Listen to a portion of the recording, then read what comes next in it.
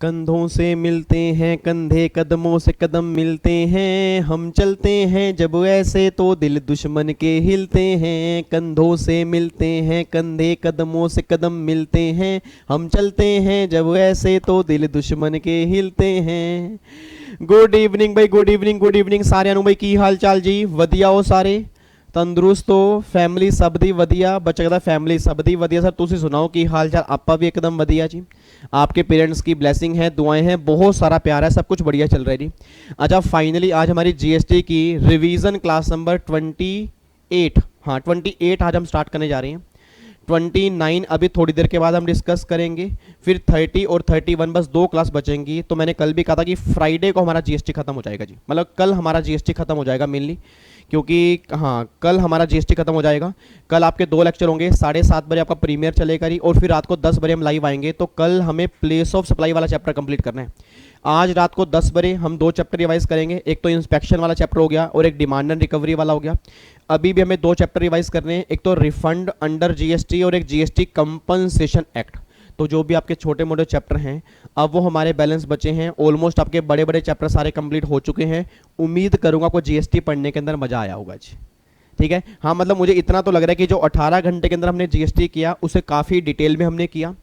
यहाँ पे क्वेश्चन भी हमने ज़्यादा प्रैक्टिस की हैं, एमसीक्यूज भी काफ़ी सारे चैप्टर के किए हैं। बाकी जिन चैप्टर के एमसीक्यूज बैलेंस हैं टेंशन मत लेना सर, हर चैप्टर के मैं क्वेश्चन कराऊंगा जी।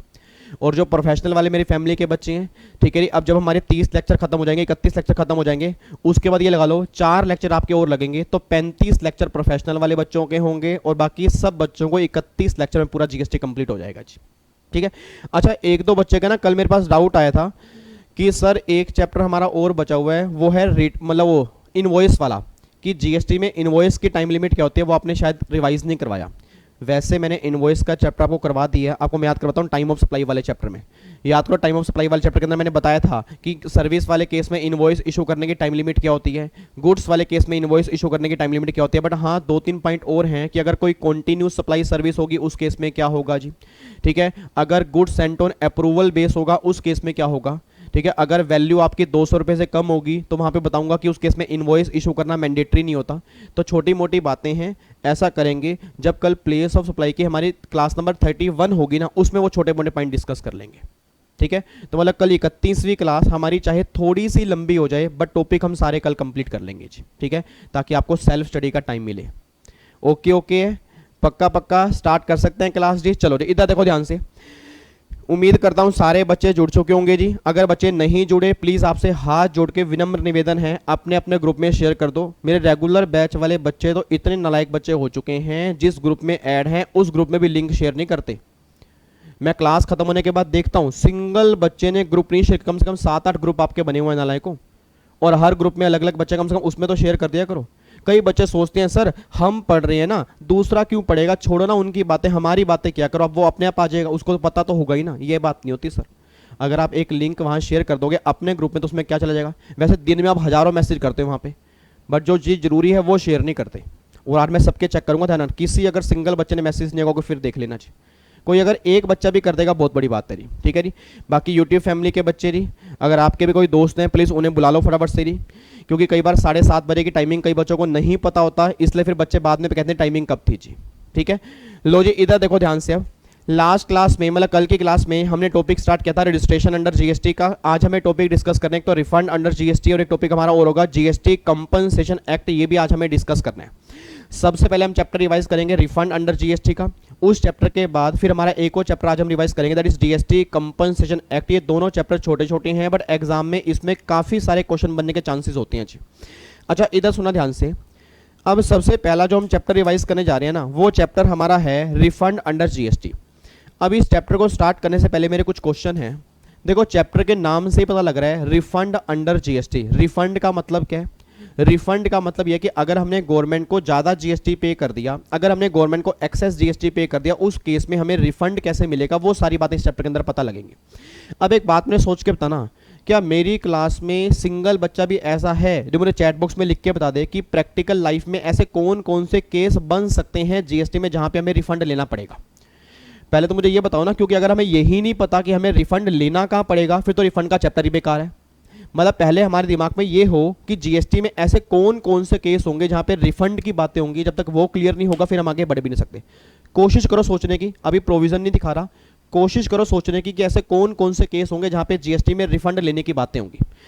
देखो जी, एक केस तो ये बनेगा, एक केस तो ये बनेगा, लेट्स टेक एन एग्जांपल, मैं एग्जांपल आपको देता हूँ। मान लो मेरा नया बैच है ना, फॉर एग्जांपल बच्चों ने कहा sir face to face batch कब स्टार्ट करोगे, तो मैंने कहा जी फेस टू फेस बैच मैं स्टार्ट करूंगा मतलब सितंबर अक्टूबर में करूंगा, जब ये कोरोना की प्रॉब्लम काफ़ी हद तक सही हो जाएगी ना तब स्टार्ट कर देंगे, इतने नए ईईटी वाले बच्चों का रिजल्ट भी आ जाएगा। अब कई बच्चों ने क्या किया, उस बैच की ना एडवांस बुकिंग करा ली और मुझे पेमेंट कर दी और मैंने जीएसटी भी चार्ज कर दी और मैंने जीएसटी पेमेंट कर दिया गवर्नमेंट ऑफ इंडिया को। अब सोच के बोलना, बच्चों ने मुझे एडवांस पेमेंट करा दी, मैंने गवर्नमेंट को जीएसटी पे कर दिया, बट भगवान ना करे ऐसा हो, बट मान लो सितंबर अक्टूबर में ना जो कह रहे हैं कोरोना की थर्ड वेव आ गई और केसेस एकदम बढ़ने स्टार्ट हो गए, तो मुझे अपना बैच कैंसिल करना पड़ गया। अब जब मुझे बैच कैंसिल करना पड़ा तो कई बच्चे कहते हैं सर हमें लेना है तो फेस टू फेस लेना है, नहीं तो हमें ऑनलाइन क्लास तो लेनी नहीं, हमारी ना फीस रिफंड करो। अब जब फीस रिफंड करने की बात होगी तो जो मैंने गवर्नमेंट को जीएसटी पे कर दिया, क्या वो एक्सेस जीएसटी पे किया, नहीं पे किया, यस जीएसटी एक्सेस पे कर दिया ना, तो इस केस में रिफंड कैसे मिलेगा, वो सारी बातें हमें यहाँ पे देखनी है। तो मतलब पहला केस तो ये निकल के आ गया कि जिस केस में मैंने गवर्नमेंट को जीएसटी पे कर दिया, मैंने आपसे पेमेंट ले ली, बट मैंने बाद में सर्विस प्रोवाइड नहीं की, उस केस में ट्रीटमेंट क्या होगा, उस केस में रिफंड कैसे लेके लेंगे, वो भी हम यहाँ पे देखेंगे। सेकंड केस क्या बन सकता है, सेकंड केस ये बनेगा, मान लो मैंने वैल्यू जो कैलकुलेट की ना, वैल्यू मैंने गलत कैलकुलेट कर ली। वैल्यू गलत कैलकुलेट कैसे की, मैंने कुछ इंक्लूजन ऐसे कर दिए जो इंक्लूजन होने नहीं चाहिए थे और उस इंक्लूजन करने की वजह से वैल्यू ज़्यादा आ गई, वैल्यू ज़्यादा आई, रेट लगाया और रेट जीएसटी ज़्यादा पे कर दिया। अब जब मैंने वैल्यू ज़्यादा होने की वजह से अगर मैंने जीएसटी ज़्यादा पे कर दिया तो क्या मेरा एक्सेस जीएसटी गया, नहीं गया, यस गया, उस केस में रिफंड कैसे मिलेगा, वो भी सारी बातें यहाँ पे आएंगी। अब एक बच्चा कहता है सर ऐसा भी तो हो सकता है, मान लो वैल्यू आपने सही लगाई हो, रेट आपने ज़्यादा लगा दिया हो और उस केस में अगर आपने गवर्नमेंट को जीएसटी ज़्यादा पे कर दिया उस केस में रिफंड मिलेगा, आंसर इज यस मिलेगा। और भी कई केस हो सकते हैं सर, और इतने आपको मैं एग्जांपल देता हूं, जीरो रेटेड सप्लाई, याद करो आपको मैंने पहले भी कहा था, फॉर एग्जांपल मैंने कोई सामान परचेज किया, उस सामान पर मैंने जीएसटी पे किया और उस सामान को मैंने फर्दर एक्सपोर्ट कर दिया। आप सब जानते हो एक्सपोर्ट करने पर नॉर्मली जीएसटी एप्लीकेबल नहीं होता। अब जब आगे जीएसटी नहीं है, पीछे जो मैंने आईटीसी क्लेम किया उसका मुझे क्या मिलेगा, रिफंड मिलेगा। रिफंड कैसे मिलेगा वो भी हम यहाँ पे चेक करेंगे। फिर और केस कौन से बनेंगे, याद करो सर, आपको मैंने पेमेंट वाले चैप्टर के अंदर कहा था कि जीएसटी पोर्टल पे 3 बुक्स ऑफ अकाउंट्स मेंटेन होते हैं, electronic liability ledger, electronic credit ledger, electronic cash ledger. अब मान लो क्रेडिट लेजर में मेरा कुछ बैलेंस बचा हुआ है और मैंने बिजनेस बंद कर दिया, कैश लेजर में कुछ मेरा बैलेंस बचा हुआ है, मैंने बिजनेस बंद कर दिया। अब जो बैलेंस मेरा क्रेडिट लेजर के अंदर बचा हुआ है, जो बैलेंस मेरा कैश लेजर के अंदर बैलेंस बचा हुआ है, अगर मुझे उसका रिफंड क्लेम करना है तो उसका मैं रिफंड कैसे क्लेम करूंगा, वो भी सारी बातें आपके यहाँ पे निकल के आएंगी। या ऐसा भी तो हो सकता है, मान लो जब मैंने सामान परचेज किया था मैंने 18% जीएसटी पे किया और जब मैंने आगे फर्दर सप्लाई की है उस पर 5% जीएसटी है। अब जब मैंने 18% जीएसटी पे किया, आगे 5% है, तो जो बैलेंस 13% बच गया उसका मैं रिफंड कैसे क्लेम करूंगा, वो सारी बातें भी आपके यहाँ पे निकल के आएंगी। तो मतलब कहना ये चाह रहा हूँ कि काफ़ी सारे केसेस बन सकते हैं जहाँ पर गवर्नमेंट से मुझे रिफंड लेना बन सकता है, ठीक है ना। तो जितने बच्चे मेरी फैमिली के सामने बैठे हैं, पहले अपने दिमाग में ये क्लियर करके चलो कि जो हम चैप्टर पढ़ने जा रहे हैं वो चैप्टर हमारे किस काम आएगा, ठीक है। तो पहली बात तो ये कि हमें ये पता हो कि जो हम रिफंड वाला चैप्टर पढ़ने जा रहे हैं कि ऐसे कौन कौन से केस होंगे जहां पर मेरा रिफंड बनता होगा, ठीक है। और ये सारी बातें आपके, अगर मैं एक्ट की बात करूंगा, सेक्शन 54 में कवर होते हैं सर। सेक्शन 54 के काफ़ी सारे सब सेक्शन हैं। अब मैं उन सब सेक्शंस की बात नहीं कर रहा, क्योंकि अभी हमें करनी है रिवीजन। तो आपके दिमाग में ये बातें होनी चाहिए कि कहाँ से रिफंड बनता है, किस केस में रिफंड बनता है, एप्लीकेशन कैसे जाती है, कैसे रिफंड मुझे मिलता है, कौन से अकाउंट में रिफंड जाता है, किस केस में इंटरेस्ट मिलेगा और किस केस में इंटरेस्ट रेट एप्लीकेबल होंगे, वो सारी बातें आपको देखनी है जी, ठीक है जी। और स्टार्ट करते हैं। लो जी, सबसे पहले यहाँ पे चेक करो। अब अगर मैं रिफंड अंडर जीएसटी की बात करता हूँ, सबसे पहले हमें देखते हैं कि किन किन केस में हमें रिफंड अलाउड हो सकता है। एक बार चेक करो पहला जी, क्वेश्चन नंबर 1 ये निकल के आ रहा है कि what are the cases where refund are allowed, मतलब किन किन केस में रिफंड अलाउड होगा जी। पहला केस निकल के आ रहा है, in the case where excess GST has been paid earnestly, मतलब अगर आपने गलती से गवर्नमेंट को ज़्यादा जीएसटी पे कर दिया उस केस में आपको रिफंड मिलेगा जी। अब ज़्यादा जीएसटी कैसे पे कर दोगे, एग्जांपल मैंने कई सारे दिए। मान लो आपने वैल्यू गलत निकाल दी, आपने रेट गलत ले लिया, आपने जीएसटी लेकर आगे सर्विस ही नहीं दी, उस केस में एक्सेस जीएसटी पे कर दिया। मान लो कोई सर्विस एग्जम्प्ट थी, वो सर्विस आपने टैक्सेबल कर दी, उस केस में एक्सेस जीएसटी पे कर दिया। तो मतलब एक्सेस पेमेंट के कई सारे तरीके हो सकते हैं। बट आपने जानबूझ के नहीं, गवर्नमेंट कह रही है अगर गलती से ज्यादा जीएसटी पे कर दिया उस केस में तुम रिफंड क्लेम कर लोगे, बस ये बात ध्यान दो, ठीक है। उसके बाद एक और, अगर कोई सप्लाई जीरो रेटेड सप्लाई है made without payment of tax, मतलब आपने एक्सपोर्ट किया, एक्सपोर्ट पे कोई भी टैक्स पे नहीं किया, बट पहले जो आपने जीएसटी पे किया होगा उसका जो आपने आईटीसी क्लेम किया होगा उस पर क्या क्लेम करोगे, रिफंड क्लेम करोगे, वो भी आपका यहाँ पे कवर होगा। अगर आपने एससीजेड को सप्लाई की है, याद करो आपको मैंने पहले भी कहा था, अगर आप एससीजेड में सप्लाई करते हो उसको भी जीरो रेटेड सप्लाई में कवर करते हैं, तो जो भी आपने उस पर जीएसटी पे किया होगा उसका जो भी आपने आईटीसी क्लेम किया होगा वो भी क्या क्लेम करोगे, रिफंड क्लेम करोगे। उसके बाद जी, the registered dealer has regarded taxability of particular supply as inter state supply instead if intra state supply और वाइस वर्स। इसका मतलब क्या निकल के आ रहा है कि आपने इंट्रा स्टेट सप्लाई को इंटर स्टेट सप्लाई मान लिया, इंटर स्टेट सप्लाई को इंट्रा स्टेट सप्लाई मान लिया। अब सोच के बोला, अगर इंट्रा को इंटर माना या इंटर को इंट्रा माना, आपने गलत गवर्नमेंट को पेमेंट कर दी। अब अगर आपने पेमेंट ही गलत कर दी तो उनसे रिफंड लेकर सही पेमेंट करनी पड़ेगी गवर्नमेंट ऑफ इंडिया को, तो रिफंड लेने का प्रोसेस क्या होगा वो भी यहाँ पे डिस्कस करेंगे। अगला पॉइंट फिर वही कह रहा है कि आपने इन case of registered person is selling goods at lower rate, मतलब आपने सामान बेचा कम रेट पे और आपने ज्यादा रेट से जीएसटी पे किया था, तो उस केस में आप कैसे रिफंड क्लेम करोगे वो भी आपका यहाँ पे आएगा। अनयूटिलाइज बैलेंस इन ई कैश लेजर और ई क्रेडिट लेजर, जो ई क्रेडिट लेजर में अनयूटिलाइज बैलेंस होगा, जो ई कैश लेजर में अनयूटिलाइज बैलेंस होगा, उसका रिफंड कैसे क्लेम करोगे वो भी आपका यहाँ पे आएगा। और जो आपके मल्टीलेटरल ऑर्गेनाइजेशन, मतलब यूएनओ, आपने कभी नाम सुना, यूएनओ हो गया, एम्बेसी हो गया, याद करो मैंने आपको रिटर्न के चैप्टर में कहा था कुछ लोगों को यूनिक आइडेंटिफिकेशन नंबर मिलता है, तो जिन लोगों को यूनिक आइडेंटिफिकेशन नंबर मिलता है वो रिफंड कैसे क्लेम करेंगे, वो सारी बातें भी आपकी यहाँ पे आएंगी। तो मैं सिंपल सी बात कह रहा हूँ सर, ये सारे केसेस ऐसे हैं जहाँ पे आप रिफंड क्लेम कर सकते हो, तो जहाँ जहाँ पे रिफंड क्लेम करोगे उस केस में रिफंड लेने का प्रोसेस क्या होगा वो सारी बातें आज हम रिवाइज करने जा रहे हैं जी, ठीक है। एक बार दोबारा से, जितने बच्चे, मतलब 600-700 बच्चा मेरे सामने बैठा है जी, जितने बच्चे मेरे सामने बैठे हैं, मेरा हर बच्चे से क्वेश्चन है जी, मेरा हर बच्चे से क्वेश्चन है, हर बच्चा चैट बॉक्स में मैसेज कर करके दिखा देगा कि वाकई आपको सारे केस याद हो गए नहीं। एक बार दोबारा तो पहला केस कौन सा, क्योंकि आपके एग्जाम में कंफर्म क्वेश्चन बनेंगे जी, मैं दोबारा बोल रहा हूं, आपके एग्जाम में कंफर्म क्वेश्चन बनेगा कि बताओ इनमें से किस केस में रिफंड ले पाएगा। अगर याद होंगे तो आंसर दोगे, नहीं तो नहीं आंसर दोगे नहीं। बताओ जी पहला केस कौन सा होगा? पहला केस होगा कि अगर आपने गवर्नमेंट को एक्सेस जीएसटी पे किया होगा उस केस में रिफंड मिलेगा। एक्सेस जीएसटी पे करने के कई सारे रीजन हो सकते हैं, वो रीजन आपको याद नहीं करने, बट इतना ध्यान देना कि अगर एक्सेस जीएसटी पे कर दिया उस केस में आप रिफंड क्लेम कर सकते हो। सेकंड मैंने क्या बोला कि अगर आपने एक्सपोर्ट किया होगा, एक्सपोर्ट पे कोई भी टैक्स पे नहीं किया होगा, उस केस में रिफंड क्लेम कर लोगे, जिसको बोलते हैं जीरो रेटेड सप्लाई। अगर आपने एसईजेड को सप्लाई किए क्यों, उस केस में रिफंड क्लेम कर लोगे। अगर इंट्रा स्टेट सप्लाई को इंटर स्टेट्स मान लिया, इंटर स्टेट सप्लाई को इंट्रा स्टेट मान लिया, उस केस में रिफंड क्लेम कर लोगे। अगर आपने परचेज पे ज्यादा टैक्स पे किया, सेल पे कम टैक्स पे किया, तो जो एक्सेस बचा होगा उसका रिफंड क्लेम कर लोगे। फिर unutilise balance of E cash ledger और ई क्रेडिट लेजर, उसका रिफंड क्लेम कर लोगे। और जो आपको यूएनओ वाले यूनिक आइडेंटिफिकेशन नंबर वाले होते हैं वो भी लोग जो है वो अपने रिफंड क्लेम कर सकते हैं। अब रिफंड क्लेम कैसे करेंगे वो बातें हमारी बैलेंस बची हैं, बट किन केस में रिफंड मिलेगा वो हमारी बातें यहां पे हो चुकी हैं जी। अब इधर सुना ध्यान से, अब ये बातें तो मुझे पता लग चुकी हैं भाई किन किन केस में मैं रिफंड क्लेम कर सकता हूं। अब अगर मान लो एग्जाम्पल के तौर पे मैं एग्जाम्पल देता हूं, मान लो आपके सामने सारे केस निकल के आ रहे हैं, आपके सामने सारे केस निकल के आ रहे हैं कि फॉर एग्जांपल मैंने गवर्नमेंट को एक्सेस जीएसटी पे कर दिया। एग्जांपल लेते हैं, मैंने गवर्नमेंट को एक्सेस जीएसटी पे कर दिया। अब जब मैंने गवर्नमेंट को एक्सेस जीएसटी पे कर दिया तो उस केस में अब रिफंड मुझे लेना है, तो मैं रिफंड कैसे लूंगा? तो गवर्नमेंट के लिए उसके लिए आपको एप्लीकेशन फाइल करनी पड़ेगी। मतलब अगर कोई पर्सन रिफंड क्लेम करना चाहता है उसके लिए एप्लीकेशन फाइल करेगा, और मेरी पूरी फैमिली जानती है एप्लीकेशन नंबर क्या होगा, GST RFD 01। याद करो GST RFD 01, और कितने टाइम में, 2 साल के अंदर अंदर आपको एप्लीकेशन फाइल करनी पड़ेगी। बट हाँ, 2 केस ऐसे होते हैं जिस केस में आपका ई कैश लेजर का बैलेंस होता है या ई क्रेडिट लेजर का बैलेंस होता है, उस केस में आपको एप्लीकेशन फाइल नहीं करनी पड़ती। फिर क्या होता है, जब आप जीएसटी की रिटर्न फाइल करते हो ना, उसके थ्रू ही आप रिफंड क्लेम कर सकते हो। मैं दोबारा बोल रहा हूं, बाकी हर केस में एप्लीकेशन फाइल करनी पड़ती है जी। मेरी फैमिली का हर बच्चा ध्यान दे, बाकी हर केस में एप्लीकेशन फाइल करनी पड़ेगी। बट अगर अनयूटिलाइज बैलेंस होगा कैश लेजर का, जो भी मैंने यूज नहीं किया, और अगर क्रेडिट लेजर का बैलेंस होगा, उस केस में बिना एप्लीकेशन के रिफंड मिल जाएगा। कैसे? क्योंकि जब मैं रिटर्न फाइल करूंगा उस रिटर्न के थ्रू ही मैं रिफंड क्लेम कर सकता हूं। बस ये बात ध्यान देना जी, ठीक है। एक बार चेक करो, देखो ऊपर मैंने क्या लिखा हुआ है।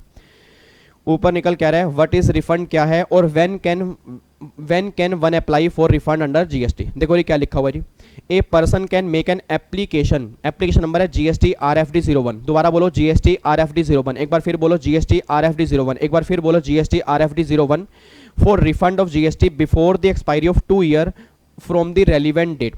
अब रेलिवेंट डेट नॉर्मली हर केस में अलग अलग होती हैं जी, रेलिवेंट डेट नॉर्मली हर केस में अलग अलग होती हैं, और अगर आप करक्स निकालोगे ना तो रेलिवेंट डेट का मतलब ये होता है कि जब आप रिफंड लेने के वाकई ही लायबल हो चुके हो, मतलब आपने सारी डिटेल चेकिंग करवा दी है, अब डिपार्टमेंट कह रहा है यस तुम्हारा रिफंड बनता है, वहां से 2 साल के अंदर अंदर तुम्हें यहां पे रिफंड की एप्लीकेशन डालनी पड़ेगी। और अगर मैं नॉर्मल केस की बात करता हूं, जब तुमने जीएसटी पे कर दिया, मैं दोबारा बोलूंगा, जब तुमने जीएसटी पे कर दिया उस पेमेंट की डेट से 2 साल के अंदर अंदर तुम्हें एप्लीकेशन डालनी पड़ती है जी, ठीक है। तो 2 year from the relevant date in the prescribe form क्या होता है GST RFD 01 and manner as may be prescribe, वो सारी बातें आपके रूल्स में लिखी हुई हैं। अब सुना, मैं ध्यान से कहना क्या चाह रहा हूं जी, आपने रिफंड की एप्लीकेशन डाल दी। अब रिफंड की एप्लीकेशन डालने के बाद क्या होता है, रिफंड की एप्लीकेशन डालने के बाद ना एक बात मैंने सोच के बताना चाहिए, एक बात में सोच के बताओ, जितने बच्चे सामने बैठे हैं पहले सीधे होके बैठो, बिल्कुल बिल्कुल सीधे होके बैठो नालायक। मतलब मुझे समझ नहीं आ रहा, बैठ स्टार्ट मतलब क्लास आप स्टार्ट करते हो सही मोड में, फिर पता नहीं 10-15 मिनट के बाद क्या होता है आपको।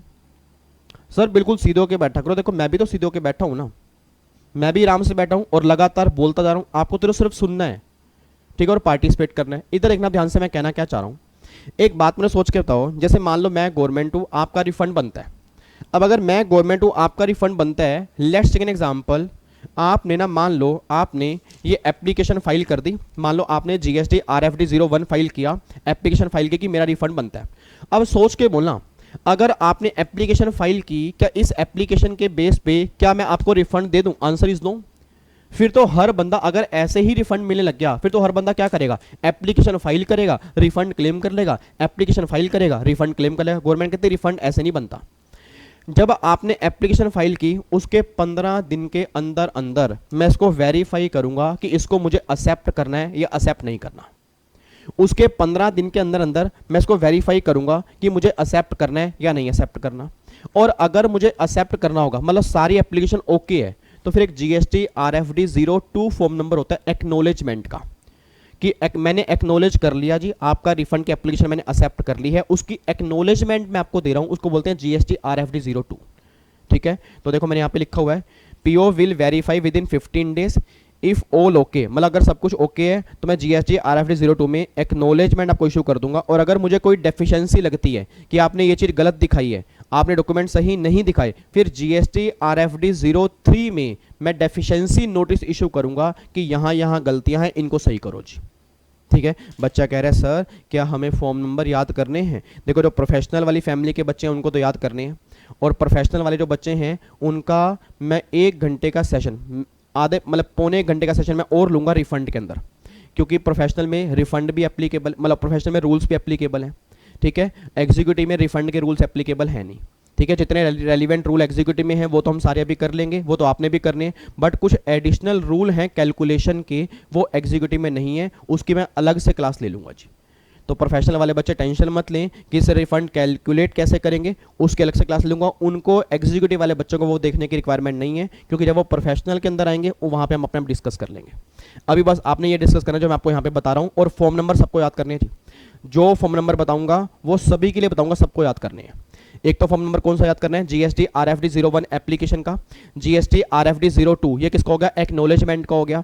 और अगर कोई डेफिशिएंसी मिलेगी उस केस में क्या होगा, जीएसटी RFD 03, ये 3 फॉर्म नंबर हो गए। और एक फॉर्म नंबर और याद करना है, जीएसटी RFD 06, ये होता है रिफंड के ऑर्डर का, मतलब जब डिपार्टमेंट रिफंड का ऑर्डर पास करेगा ना, तो ऑर्डर पास करता है जीएसटी RFD 06 में, बस ये बात ध्यान देना चाहिए। ये बात क्लियर है?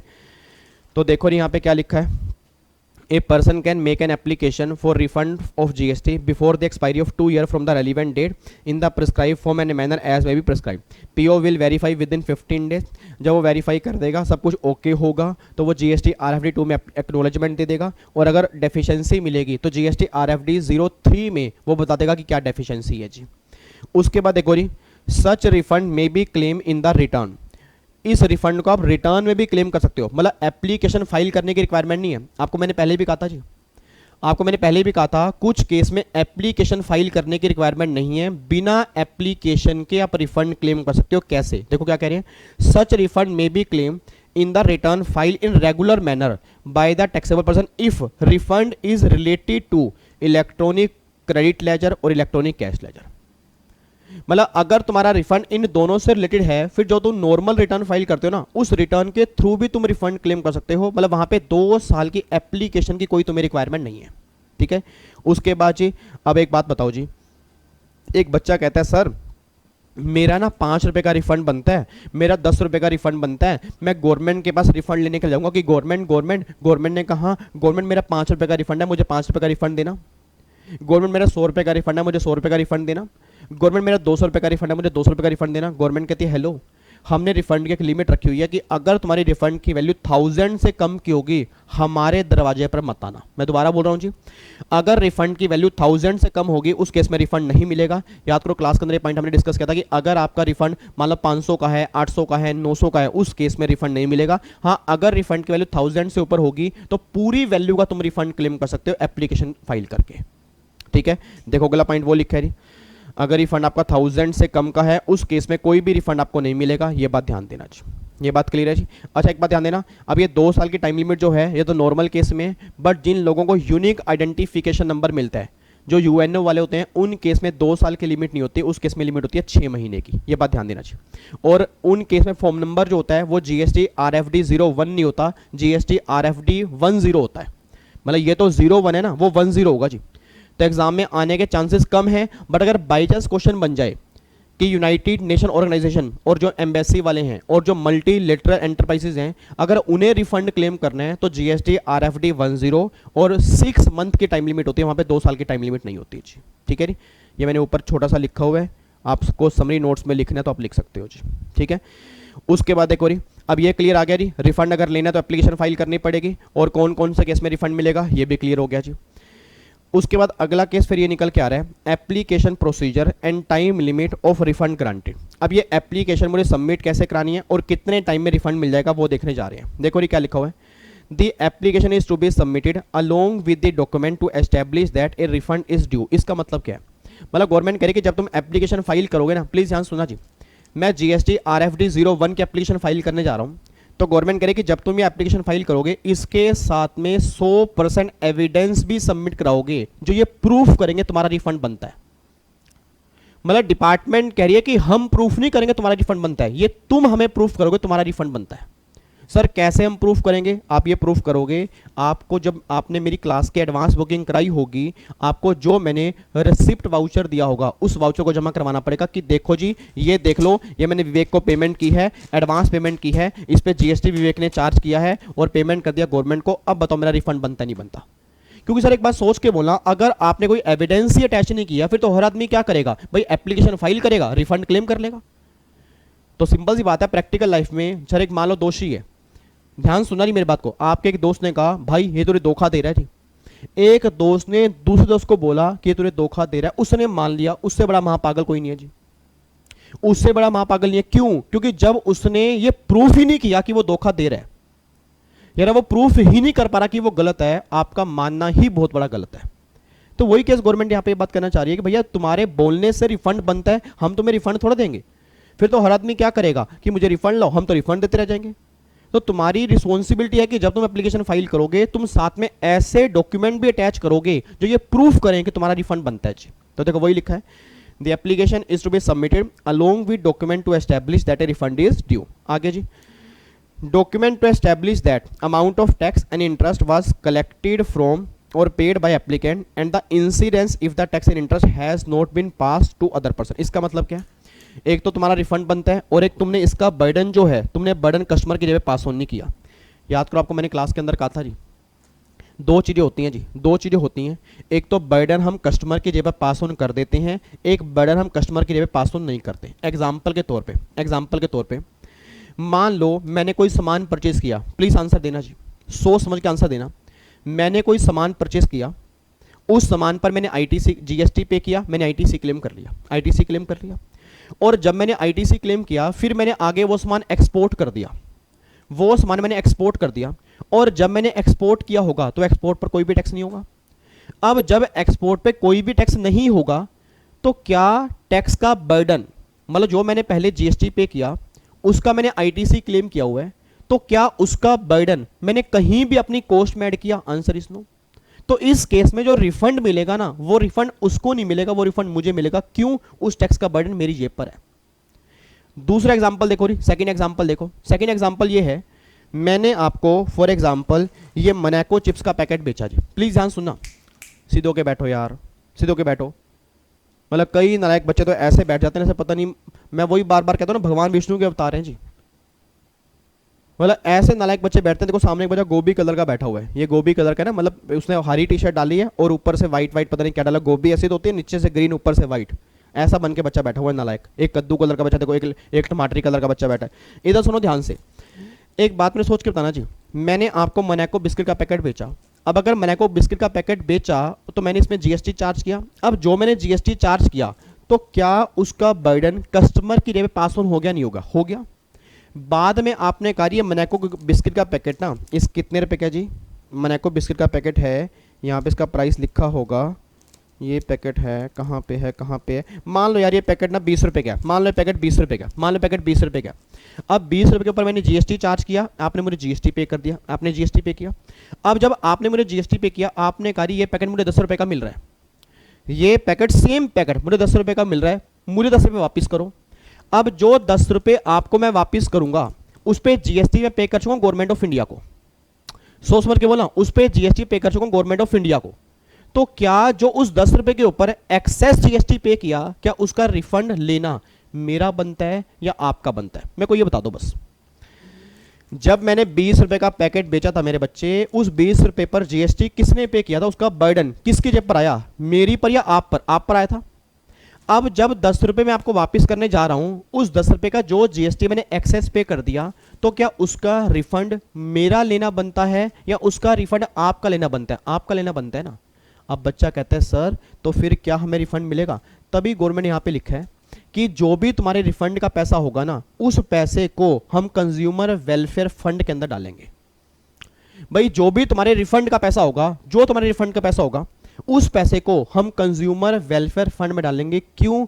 कहीं अनजस्टिफाइड ना हो जाए, कहीं गलत हाथों में इंटरेस्ट ना चला जाए जी, कहीं गलत हाथों में रिफंड ना जाए। एक बात मैंने सोच के बताना जी, अब अगर मान लो आपका रिफंड बनता है, दौड़ा दौड़ा गवर्नमेंट के पास मैं जाके रिफंड लेकर आ गया, तो ये तो गलत हो गया ना।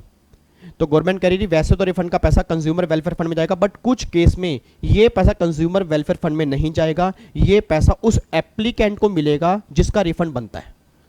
अब वो कौन से केस होंगे अभी मैं आपको आगे दिखाऊंगा। तो पहली बात तो ये समझो जी, रिफंड आपको सिर्फ तब मिलेगा अगर आपने बर्डन आगे पास ऑन नहीं किया। क्योंकि अगर बर्डन आगे पास ऑन कर दिया तो फिर बर्डन कस्टमर की जेब पे है, तो फिर उसका पैसा कंज्यूमर वेलफेयर फंड में जाएगा, या फिर वो रिफंड की एप्लीकेशन डालेगा, तुम्हें रिफंड नहीं मिलेगा। तो मुझे रिफंड तभी मिलेगा अगर बर्डन मैंने आगे पास ऑन नहीं किया होगा, उसका बर्डन मेरी जेब पर ही होगा, तब मुझे रिफंड मिलेगा। तो देखो यहाँ पे वही पॉइंट लिखा है। उसके बाद जी, अगर रिफंड आपका 2 लाख से ऊपर का है तो उसको सीए और सीएम में सर्टिफाइड करेंगे, तभी रिफंड मिल पाएगा, नहीं तो रिफंड नहीं मिल पाएगा। अब यहाँ पे ध्यान देना जी, देखो जी, after receipt of application proper officer is satisfied that the whole amount claim as refund is refundable, he may make an order 60 days from the date of application, and amount so determined shall be credited to consumer welfare fund or applicant account as the case may be। क्या कहना चाह रहे हैं जी? वो कहना चाह रहे हैं कि जब डिपार्टमेंट आपकी एप्लीकेशन वेरीफाई करेगा, उसको लगेगा सब कुछ देखने के बाद कि आपका रिफंड बनता है, वो 60 दिन के अंदर अंदर रिफंड का ऑर्डर पास कर देगा जीएसटी RFD 06 के अंदर। मैं दोबारा बोलूंगा, इसका फॉर्म नंबर है GST RFD 06। इस फॉर्म में वो रिफंड का ऑर्डर पास कर देगा, बस ये बात ध्यान दो। और रिफंड कहाँ जाएगा जी? या जाएगा कंज्यूमर वेलफेयर फंड में या उस एप्लीकेंट को मिलेगा जी। अब उस एप्लीकेंट को कब मिलेगा? देखो गवर्नमेंट ने क्या मिला, जो अनयूटिलाइज ITC है, जो आपका अनयूटिलाइज ITC बचा है ई क्रेडिट लेजर में और ई कैश लेजर में, वो तो पैसा आपका ही है ना सर। एक बात बताओ, अगर क्रेडिट लेजर के अंदर बैलेंस बचा है या कैश लेजर के अंदर बैलेंस बचा है, वो तो पैसा मेरा ही है, उसका रिफंड मैं क्लेम कर सकता हूँ। उसके बाद जी, tax paid but no supply, मतलब मैंने गवर्नमेंट को GST पे कर दिया बट मैंने आगे सप्लाई नहीं की। ऑब्वियस सी बात है, मैंने इनवॉइस ना इशू किया, क्योंकि अगर मैंने इनवॉइस इशू कर दिया तो फिर तो उसका बर्डन आपकी जेब पे चला गया। इतनी बात ध्यान देना जी।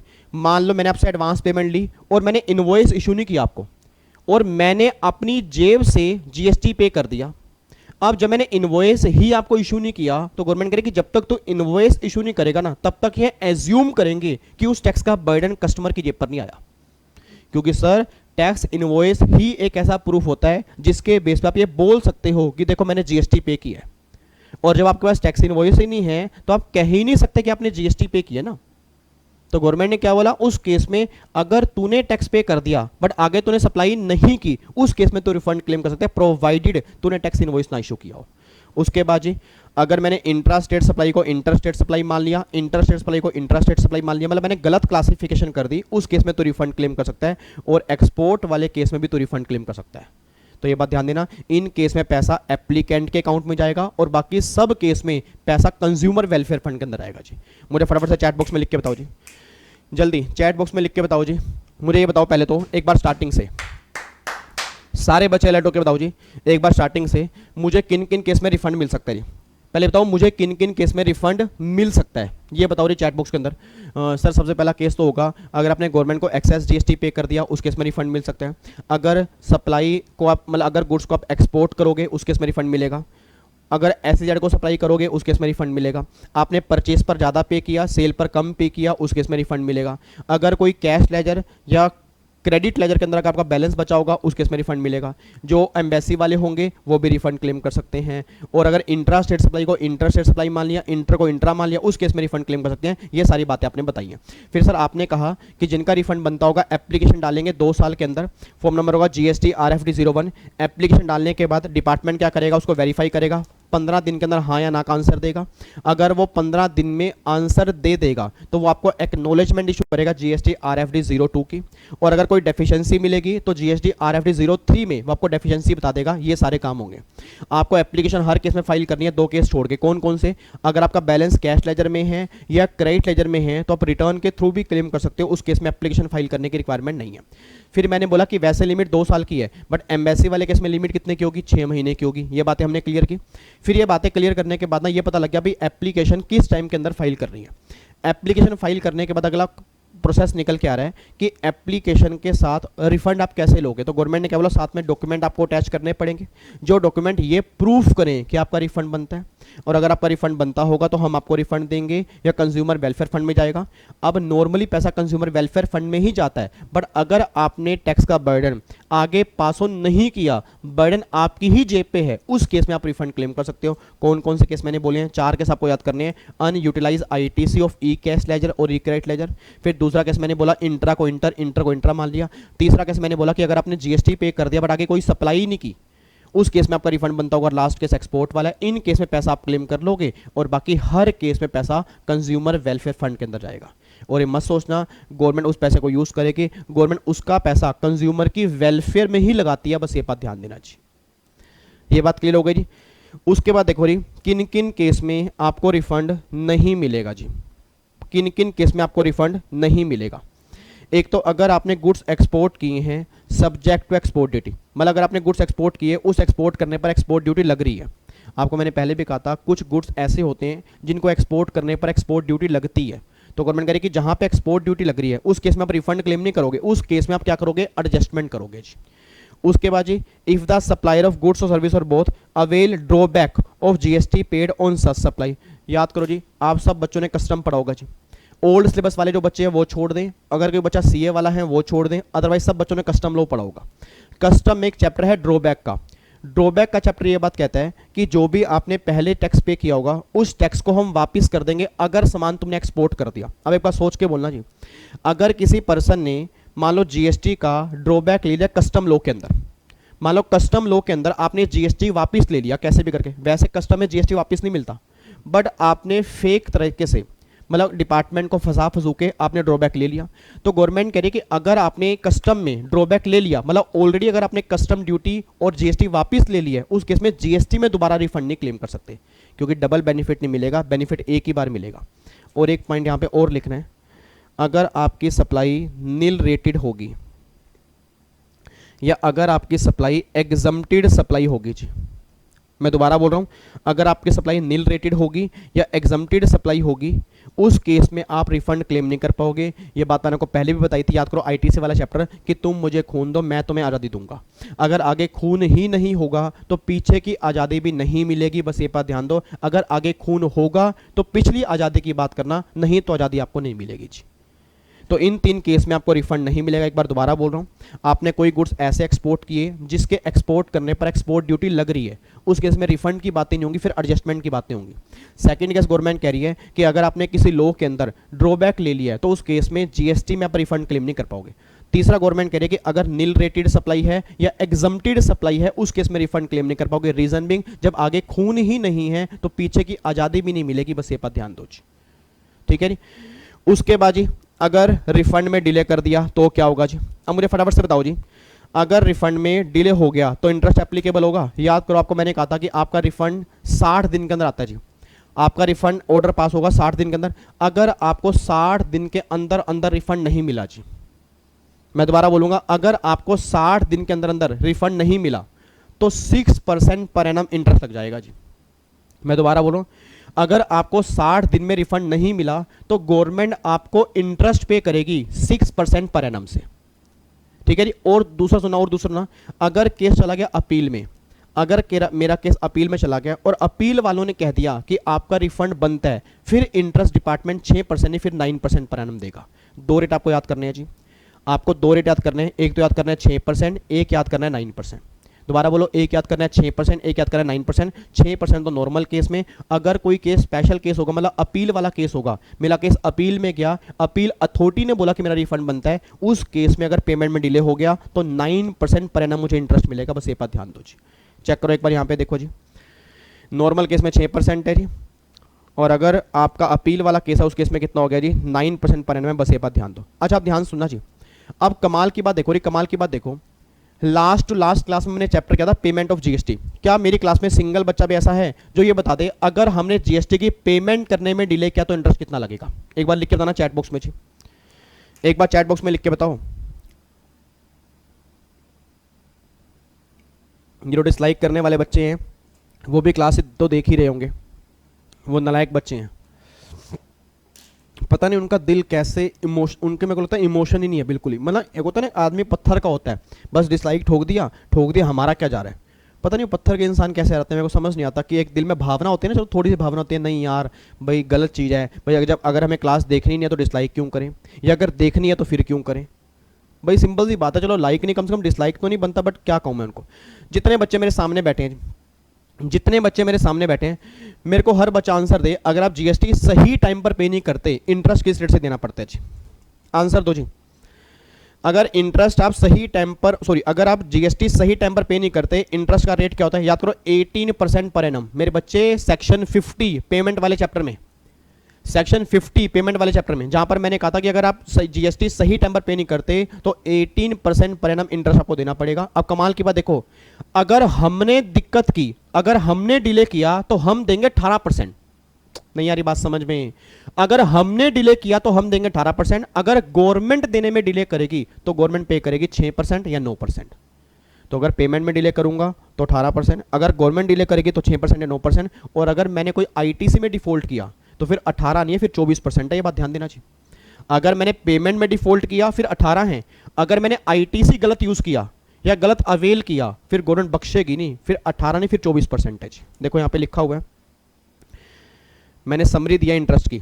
अगर डिफॉल्ट इन पेमेंट है तो 18 है, default in payment of ITC, अगर कोई डिफॉल्ट आईटीसी में है तो फिर यहाँ पे 24% है जी, और अगर रिफंड की बात करूंगा तो 6% है, और अपील वाले की किसकी बात करूंगा 9% है। रिफंड एप्लीकेशन जीएसटी आरएफडी 01 में, और फिर एक जीएसटी आरएफडी 06 फॉर्म नंबर भी याद कर लेना, ये रिफंड के ऑर्डर का है।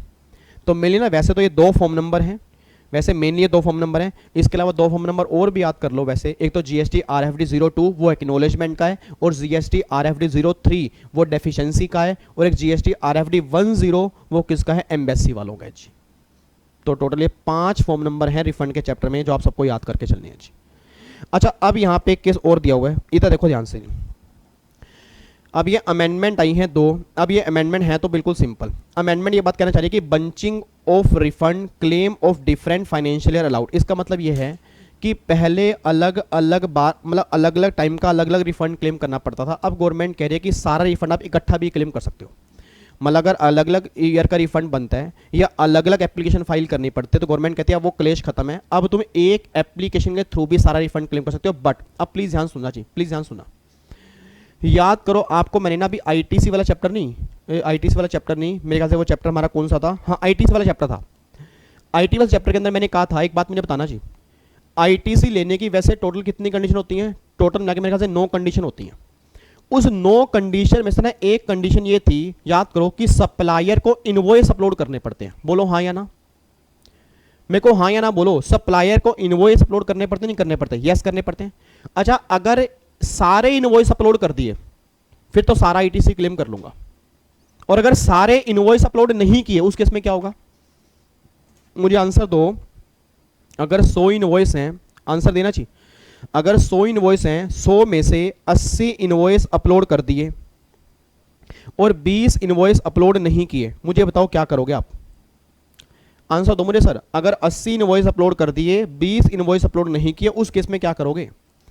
80 इनवॉइस जो अपलोड किए उसका तो पूरा आईटीसी क्लेम कर लोगे, और जो 20 अपलोड नहीं किए उस केस में क्या करोगे? जितने इनवॉइस अपलोड किए उसके आईटीसी का, मतलब उस आईटीसी का कितने परसेंट जी? 5%, 5%, और जो एक्चुअल बनता होगा विच एवर इज लेस।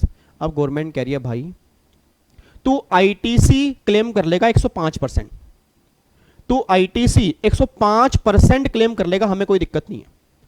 मतलब इधर देखो ध्यान से, नहीं यहां पे आप गलती ना करके आओ तो मैं आपको समझा रहा हूं। मान लो इधर देखना 100 इनवॉइस है, क्योंकि मुझे पता है ये एग्जाम में बनेगा और आप गलती करके आओगे। आंसर देना जी सारे बच्चे, सारे बच्चे आंसर देना जी, मैं क्वेश्चन पूछ रहा हूं। 100 इनवॉइस है, 100 इनवॉइस पे जीएसटी बनता है 4 लाख का, ठीक है जी। इसके 2 टुकड़े कर रहा हूं जी।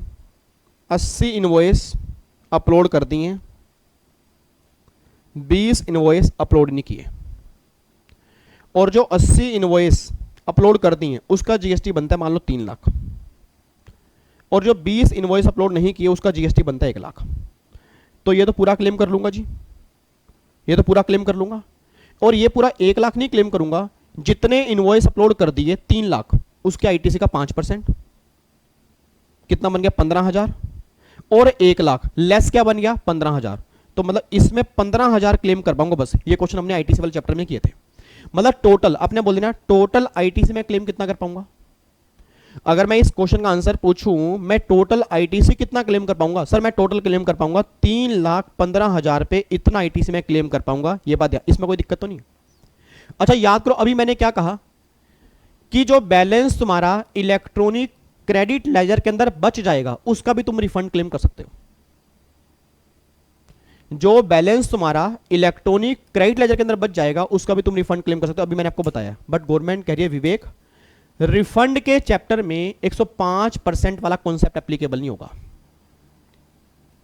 मैं दोबारा बोल रहा हूं जी, रिफंड के चैप्टर में 105% वाला कॉन्सेप्ट एप्लीकेबल नहीं होगा। मतलब रिफंड का चैप्टर ये बात कहता है कि रिफंड उसी आईटीसी का मिलेगा जितने इनवॉइस अपलोड किए होंगे।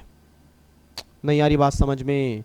मतलब वैसे आईटीसी तुम क्लेम कर सकते हो, आईटीसी क्लेम करो 100% तो उसका जो इनवॉइस अपलोड कर दिए, और जो इनवॉइस अपलोड नहीं किए उसका 5%, ये तुम आईटीसी क्लेम कर लो। बट जब बातें रिफंड की आएंगी ना, जब बातें रिफंड की होंगी, और जब तुम हमारे पास रिफंड लेने के लिए आओगे तो हम रिफंड उसी आईटीसी का दे पाएंगे जितने इनवॉइस अपलोड किए होंगे। 5% वाला पोर्शन जो होगा उसका हम आईटीसी का रिफंड नहीं दे पाएंगे।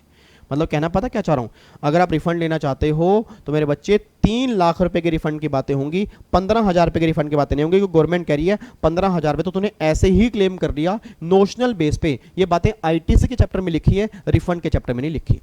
तो अगर रिफंड लेना है तो उसी आईटीसी का मिल पाएगा जितने इनवॉइस अपलोड किए हैं। ये मोस्ट इंपॉर्टेंट पॉइंट है, आप एग्जाम में गलती कर सकते हो जी, तभी मैं यहां पे टाइम लगा रहा हूं। ये बात ध्यान देना सर, 5% वाली लिमिट आईटीसी लेने के लिए तो है, बट अगर मैं रिफंड की बातें करूंगा तो रिफंड उसी आईटीसी का मिलेगा जितने के आपने इनवॉइस अपलोड किए होंगे जी। तो देखो जी यहां पे आपको मैं दिखा देता हूं, मैंने क्या लिखा है, refund of ITC, no refund of ITC in respect of those invoice the detail of which are not available in GSTR 2A, मतलब जो अपलोड नहीं किए, the benefit of 105% as per rule 36 for not to apply for refund, वो इसके अंदर apply नहीं होगी जी, ये बात ध्यान देना जी। और देखो लिखा हुआ है ना, यहाँ पे क्या लिखा हुआ है, the refund of accumulate ITC shall be restricted to the ITC as per those invoice the detail of which are uploaded by the supplier in form GSTR 1 and are reflected in the GSTR 2A of the application, मतलब जो invoice GSTR 1 में upload किए होंगे उन्हीं के ही ITC के refund की बातें होंगी, उससे एक्सेस वाला जो होगा 5% वाला पोर्शन जो होगा उसका तुम यहाँ पे रिफंड क्लेम नहीं कर सकते जी। तो ये मोस्ट इंपॉर्टेंट पॉइंट है जी, ये मोस्ट इंपॉर्टेंट पॉइंट है, ये बात ध्यान देना जी, ठीक है जी। आओ जी अब रिफंड के चैप्टर का लास्ट पॉइंट जी। रिफंड के चैप्टर का लास्ट पॉइंट ये है कि कुछ केस में आप प्रोविजनल रिफंड भी क्लेम कर सकते हो, सिर्फ एक केस में, एक्सपोर्ट वाले केस में जी। आप सब जानते हो गवर्नमेंट एक्सपोर्ट को बढ़ावा देना चाहती है। क्यों बढ़ाना चाहती है? क्योंकि एक्सपोर्ट से फॉरेन रिजर्व इंडिया में आएगा। अब एक बात सोच के बताओ, एक्सपोर्टर कहता है भाई साहब भाई 2 साल में एप्लीकेशन डालनी है, 6 महीने में 60 दिन में तुम रिफंड हमें दोगे, तो 60 दिन तो बहुत बड़ी बात होती है साहब। अब 60 दिन तक हम फ्री नहीं बैठ सकते क्योंकि हमें पैसों की रिक्वायरमेंट होती है। सर एक बात बताओ, क्या आज अगर जो एक्सपोर्टर होंगे वो एक्सपोर्ट करते होंगे कितने का, मतलब 100-200 रुपए में एक्सपोर्ट करते होंगे, भाई चिप्स का पैकेट एक्सपोर्ट कर दिया, बिस्किट कर दिया, पार्ले-जी कर दिया, क्या वो एक्सपोर्ट करते होंगे? सर लाखों करोड़ों रुपए की वैल्यू होती है जो एक्सपोर्ट करनी होती है। अब अगर मैं रिफंड का 60 दिन वेट करूंगा, कितनी बड़ी दिक्कत है। तो गवर्नमेंट ने सिर्फ और सिर्फ एक्सपोर्टर, मैं दोबारा कह रहा हूं जी, provisional refund concept only applicable in case of export. फिर बोलूंगा, provisional refund concept only applicable in case of exporter, कि एक्सपोर्टर 90% रिफंड क्लेम कर सकते हैं। एक्सपोर्टर 90% रिफंड क्लेम कर सकते हैं। 90 किसका? जितने इनवॉइस अपलोड हुए हैं उसका जो ITC बनता है, 105% का नहीं, मैं दोबारा बोल रहा हूं 105% का नहीं, 105% वाला कॉन्सेप्ट यहां पे एप्लीकेबल नहीं है। जितने इनवॉइस अपलोड हुए हैं उसका जो तुम्हारा ITC है उसका 90% तुम प्रोविजनल रिफंड क्लेम कर सकते हो जी। देखो यहां पे क्या लिखा है, provisional refund in case of export 90% of the amount claim. आपने कितना क्लेम किया? जितने इनवॉइस अपलोड होंगी किए उसका ITC का 90% गवर्नमेंट कह रही है। बट प्रोविजनल रिफंड लेने वाला पिछले 5 साल में कोई डिफॉल्टर नहीं रहा हो, उसने 2.5 करोड़ से ऊपर, मतलब 250 लाख से ऊपर कोई टैक्स की इवेजन ना की हो। तो ये तो एक बेसिक सा पॉइंट है कि ऑब्वियस सी बात है कि अगर कोई चोर बंदा है, डिफॉल्टर है, फिर गवर्नमेंट उसे रिफंड क्यों देगी। ठीक है, नॉर्मल एक्सपोर्टर जो है वो 90% प्रोविजनल रिफंड क्लेम कर सकता है, बट 105% वाला प्रोविजन एप्लीकेबल नहीं होगा। 100% मतलब जितने इनवॉइस अपलोड किए होंगे उसी का 90% गवर्नमेंट कह रही है, बस ये बात ध्यान देना चाहिए। तो ये कॉन्सेप्ट हमारा लास्ट कॉन्सेप्ट था रिफंड के चैप्टर में। ये सारी बातें आती रिफंड में, बताओ जी। बिल्कुल सिंपल चैप्टर, बिल्कुल गिरा हुआ चैप्टर, बिल्कुल आसान चैप्टर। अब बताओ जी, अब मैं अगले चैप्टर पे आऊं या इसको 5 मिनट लगा के दोबारा से रिवाइज कराऊं जी? बताओ जी, मुझे फटाफट चैट बॉक्स में बताओ जी, जल्दी बताओ जी। अगले चैप्टर पे आऊं या 5 मिनट लगा के इसको, मैं नहीं आप मुझे रिवाइज कराओगे जी? बच्चा कह रहा है सर इसको हम रिवाइज करवाएंगे 5 मिनट लगा के। कई बच्चे कह रहे हैं अगले पे आ जाओ सर, अगले पे आ जाओ, समझ में आ गया, समझ में आ गया, समझ में आ गया। चलो जी, जिन बच्चों को समझ में आ गया वो अगला चैप्टर अपने आप स्टार्ट कर सकते हैं, मैं तो कराऊंगा 5 मिनट रिवाइज। बच्चा कह रहा है ये क्या मतलब है? तो और क्या मतलब, एक तो 5 मिनट में और लगाना चाहता हूँ, उसके बावजूद भी तुम्हें दिक्कत है। ये तो यार बड़ी अच्छी बात है। मतलब टीचर कह रहा है पढ़ो, बच्चा कह रहा है बस, टीचर कह रहा है पैसे नहीं लूंगा, बच्चा कह रहा है मत लो बट मैं पढ़ूंगा नहीं, नालायक। इधर देखो ध्यान से, फटाफट 5 मिनट लगाते हैं, पूरा चैप्टर 5 मिनट जेब में पैक करके लेके जाएंगे और फिर अगला चैप्टर रिवाइज करेंगे जी, ठीक है। लो जी, सारे सीधे होके बैठो जी, पहले बिल्कुल सीधे होके बैठो जी फटाफट से। लो जी, मैं भी चेयर से उतर जाता हूँ, मैं भी चेयर से उतर जाता हूँ, और आप भी अपना चेयर से मत उतरना, मतलब आराम से बैठे रहना, बिल्कुल अलर्ट होके। फटाफट से 5 मिनट में रिवीजन करेंगे और फिर स्टार्ट करेंगे अगला चैप्टर जी। इधर देखो ध्यान से जी, चैप्टर हमने स्टार्ट कौन सा किया जी? जल्दी बोलो, चैप्टर हमने स्टार्ट कौन सा किया है? Refund under GST। रिफंड का मतलब क्या होता है? रिफंड का मतलब ये कि अगर हमने गवर्नमेंट को एक्सेस GST पे कर दिया तो उस केस में हम क्या क्लेम करेंगे? रिफंड क्लेम कर लेंगे। तो पहले ये पता लगे कि GST में रिफंड किस किस केस में क्लेम कर सकते हैं। पहला केस क्या निकल के आ गया? अगर हमने गवर्नमेंट को, आंखें बंद कर लो जी, आंखें बंद करके इमेजिनेशन दौड़ाओ, आंखें बंद करके इमेजिनेशन दौड़ाओ कि जो भी हमने चैप्टर पढ़ा है, भी हमने क्या क्या पढ़ा है। देखो सारी बातें दिमाग के अंदर आएंगी सर, दिमाग के अंदर बहुत बड़ी पावर है, बस यूज करने की बात है। एक बार चेक करना, तो सबसे पहली बात, रिफंड कहाँ मिलेगा जी? पहला केस, अगर हमने गवर्नमेंट को एक्सेस जीएसटी पे कर दिया, उस केस में रिफंड क्लेम कर लेंगे। एक्सेस जीएसटी पे करने के कई सारे रीजन हो सकते हैं, तो कोई भी रीजन आप रिफंड क्लेम कर सकते हो। सेकंड केस क्या है? अगर सप्लाई जीरो रेटेड सप्लाई है, उस केस में रिफंड क्लेम कर पाओगे। अगर आपने सप्लाई की एसईजेड को, उस केस में रिफंड क्लेम कर पाओगे। अगर इंट्रा स्टेट सप्लाई को इंटर स्टेट मान लिया, इंटर को इंट्रा मान लिया, उस केस में रिफंड क्लेम कर पाओगे। अगर मैंने परचेज पर ज़्यादा जीएसटी पे किया, परचेज पर ज़्यादा जीएसटी पे किया, सेल पर कम जीएसटी है, उस केस में एक्सेस जो होगा उसका रिफंड क्लेम कर पाओगे। फिर अगला केस निकल के आ रहा है कि अगर अनयूटिलाइज बैलेंस बचा है कैश लेजर में या क्रेडिट लेजर के अंदर, उसका रिफंड क्लेम कर पाओगे। और जो मल्टीलेटरल ऑर्गेनाइजेशन होती हैं, यूएनओ होती हैं, एम्बेसी होती हैं, उस केस में आप वो भी रिफंड क्लेम कर पाओगे। ये सारी बातें होती हैं जहां पे आप रिफंड क्लेम कर पाओगे। अब अगर मुझे रिफंड क्लेम करना तो मैं क्या करूंगा? सबसे पहले डिपार्टमेंट के पास एप्लीकेशन लेके जाऊंगा जीएसटी RFD 01 में। वो डिपार्टमेंट क्या करेगा? एप्लीकेशन वेरीफाई का 15 दिन के अंदर, 15 दिन में या तो यस करेगा या नो करेगा। अब अगर यस करेगा तो जीएसटी RFD 02 में एक्नॉलेजमेंट फाइल करेगा। अगर डेफिशिएंसी होगी तो जीएसटी RFD 03 में क्या करेगा? वो डेफिशिएंसी का नोटिस दे देगा। ये एप्लीकेशन मुझे फाइल करनी है 2 साल के अंदर अंदर, ध्यान रखना 2 साल के अंदर अंदर मुझे एप्लीकेशन फाइल करनी है। बट जो यूएनओ होंगे, एम्बेसी वाले होंगे, वहां पे लिमिट कितनी होगी? 6 महीने की लिमिट होगी। बट 2 केस ऐसे होंगे जहां पे एप्लीकेशन फाइल ही नहीं करनी, रिटर्न के थ्रू भी रिफंड क्लेम कर सकता हूं। कौन सा? अगर बैलेंस आपका है, अगर रिफंड आपका बनता है ई कैश लेजर का या ई क्रेडिट लेजर का, उस केस में रिफंड बनता है तो आप रिटर्न के थ्रू भी क्लेम कर सकते हो। ये सारी बातें हो गई जी। इसके बाद गवर्नमेंट कहते हैं कि जब तुम रिफंड लेने के लिए आओगे, एप्लीकेशन के साथ तुम डॉक्यूमेंट फाइल करोगे जो ये प्रूफ करेंगे कि तुम्हारा रिफंड बनता है, उसके बाद तुम्हें रिफंड मिलेगा। और रिफंड नॉर्मली किस अकाउंट में जाएगा? कंज्यूमर वेलफेयर फंड में।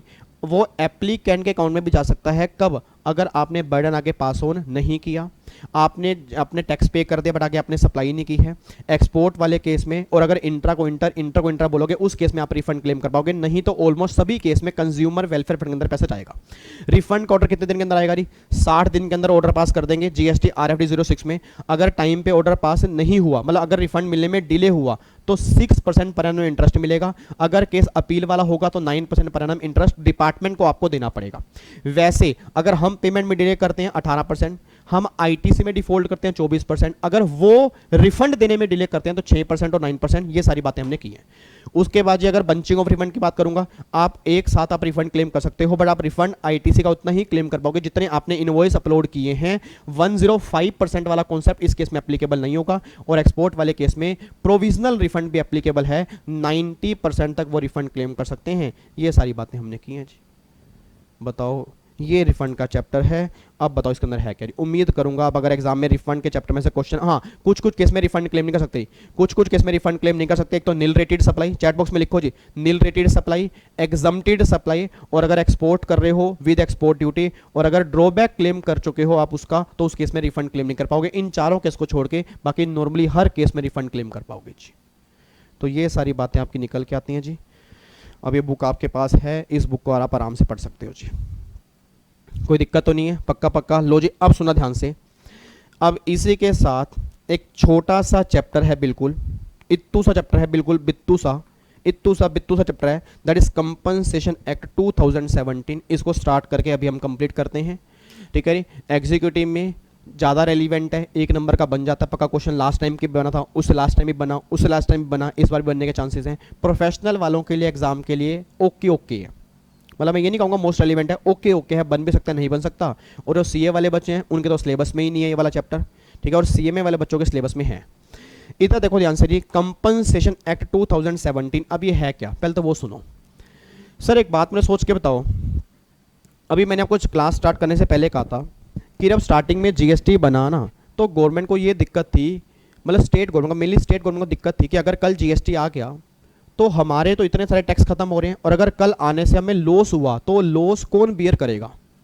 आपको मैंने रेगुलर बैच के अंदर कहा था, काफ़ी लंबी चौड़ी लड़ाई हुई थी, लड़ाई का समझौता हुआ कि एक एक्ट पास करेंगे, कंपनसेशन एक्ट, ठीक है। उस एक्ट को बनाया गया और उस एक्ट में ये लिखा गया कि इसके थ्रू जो रेवेन्यू होगा उसको हम स्टेट को ही कंपनसेट करने में यूज़ करेंगे। ये सारी बातें हमें यहाँ पे पढ़नी है।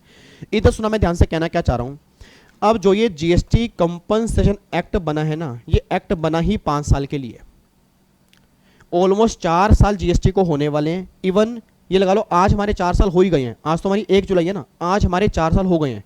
1 जुलाई को सीए डे होता है और 1 जुलाई को ही जीएसटी आया था जी। आपको तो 1 जुलाई 17 को जीएसटी आया था जी, 1 जुलाई 17 को जीएसटी आया था और 1 जुलाई को ही सीएडी होता है। बच्चा कह रहा है आज तो फिर आपका दिन है, मेरा दिन क्या है सर, मेरे दिन आपके दिन है, आपके दिन मेरे दिन है, हम तो बराबर ही हैं, टेंशन मत लो जी। कोई सब सारे दिन अपने हैं यार, सारे दिन अपने हैं, ठीक है जी।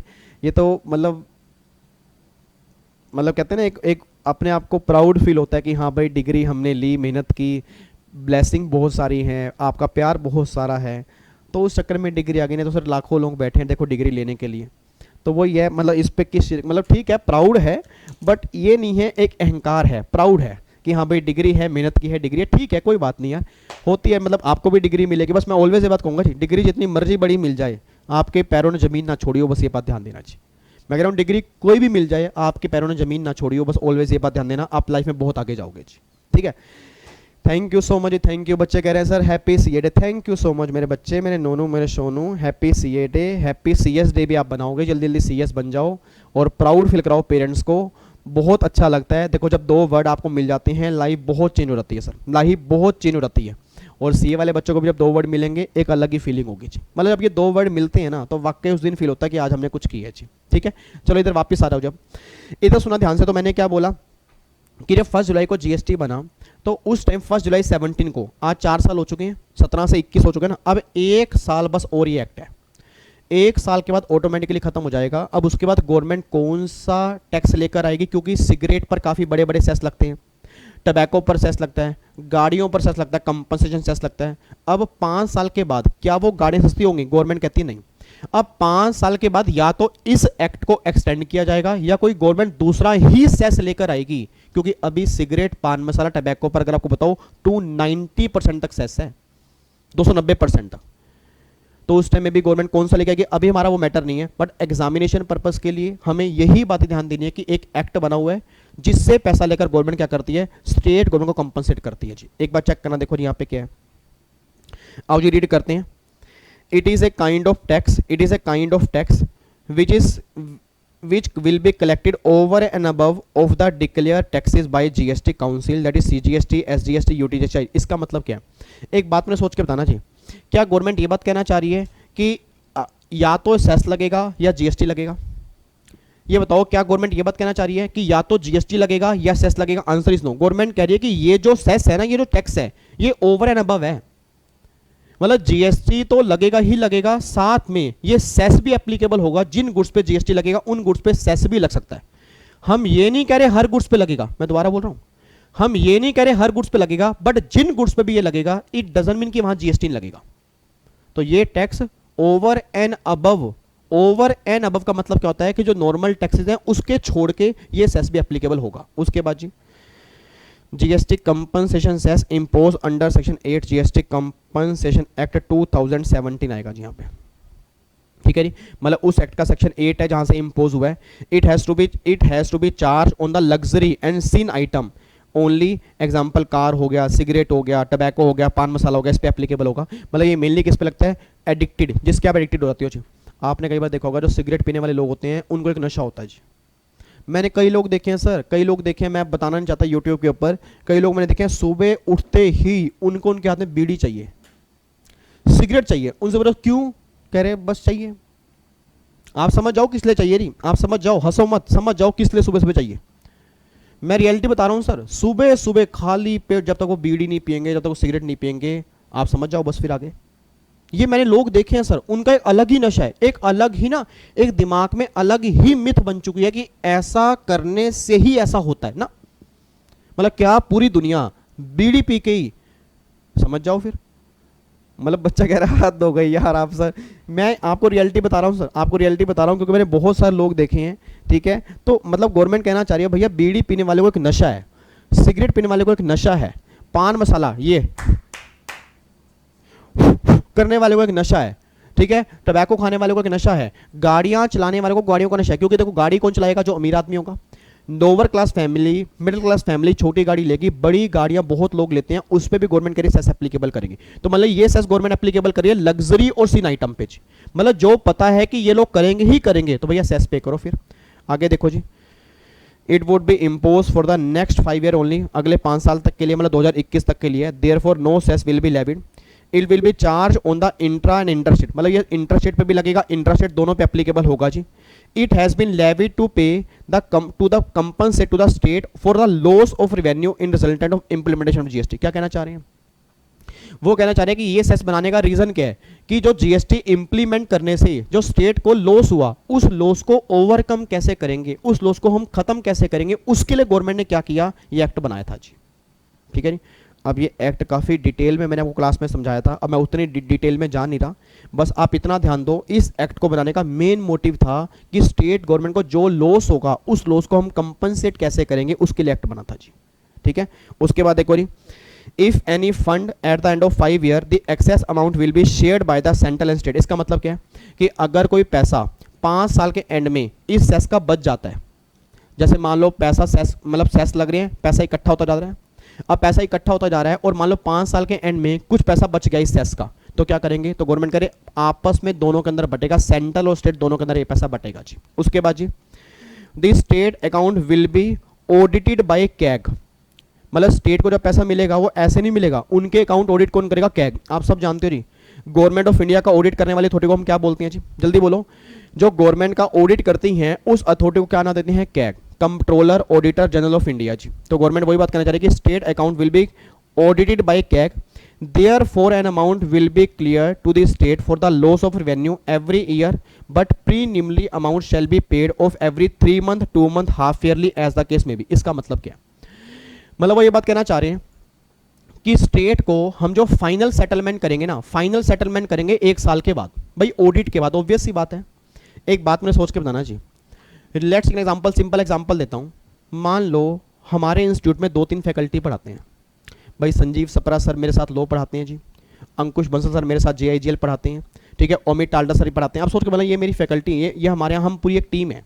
अब जैसे मान लो 100 बच्चे हुए लॉ की क्लास में, अब जब 100 बच्चे हुए लॉ की क्लास में, एक बात मुझे सोच के बताना, अगर 100 बच्चों की फीस मेरे पास आ गई तो क्या मैं सारी की सारी फीस संजीव सप्रा सर को आज ही पे कर दूंगा? Answer is no. क्योंकि अगर मान लो कल कुछ भी हो गया तो बच्चा मुझे बोलेगा ना कि सर हमने आपके इंस्टीट्यूट से क्लास ली थी, अब हमें फीस रिफंड करो, और अगर मैं सारी फीस पे कर चुका तो फिर दिक्कत आएगी। तो मैं क्या करूंगा, मैं कुछ ना कुछ थोड़ी थोड़ी पेमेंट करता रहूंगा, और जैसे ही बैच कंप्लीट होगा तो फाइनल सेटलमेंट में बैच कंप्लीट होने के बाद करूंगा। वही गवर्नमेंट यहां पे कहना चाह रही है, मतलब स्टेट गवर्नमेंट को कुछ ना कुछ पैसा थोड़ा थोड़ा हर 2 महीने में, 3 महीने में, 6 महीने में देते रहेंगे, बट फाइनल सेटलमेंट जो होगी वो कैग के ऑडिट के बाद होगी, ये गवर्नमेंट कहना चाह रही है। देखो जी, वो ये बात कहना चाह रही हैं कि जो हम फाइनल सेटलमेंट करेंगे वो कैग के ऑडिट के बाद करेंगे, बस ये बात ध्यान दो। उसके बाद देखो जी, आपका बेस ईयर क्या बनेगा, 15-16 बेस ईयर बनेगा। बेस ईयर का मतलब क्या है कि किस ईयर के बेस पे हम ये चेक करेंगे कि आपको लॉस है या प्रॉफिट है।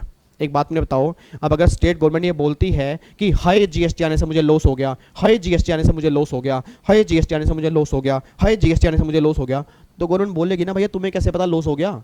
तो ऐसा कौन सा ईयर है जिसके रेवेन्यू से कंपेयर करके ये देखा जाएगा उन्हें लॉस हो गया जी? भाई कोई ईयर भी तो होगा जिससे हम कंपेयर करेंगे, तो वो हमारा ईयर है 15-16। तो आपके एग्जाम में कई बार, कई सामने बच्चे बैठे होंगे उनको पता होगा, आपके एग्जाम में कई बार क्वेश्चन बन गया कि बेस ईयर क्या होता है, दैट इज प्रीवियस ईयर 15-16। देखो जी, फाइनेंशियल ईयर 15-16 ये बेस ईयर होगा जी। उसके बाद जी आपकी ग्रोथ रेट होगी 14% की। ग्रोथ रेट का मतलब क्या है, हर साल 14% की ग्रोथ ऐड होगी, हर साल 14% की ग्रोथ ऐड होगी, उसके बेस पे चेक करेंगे कि आपका रेवेन्यू कितना होना चाहिए।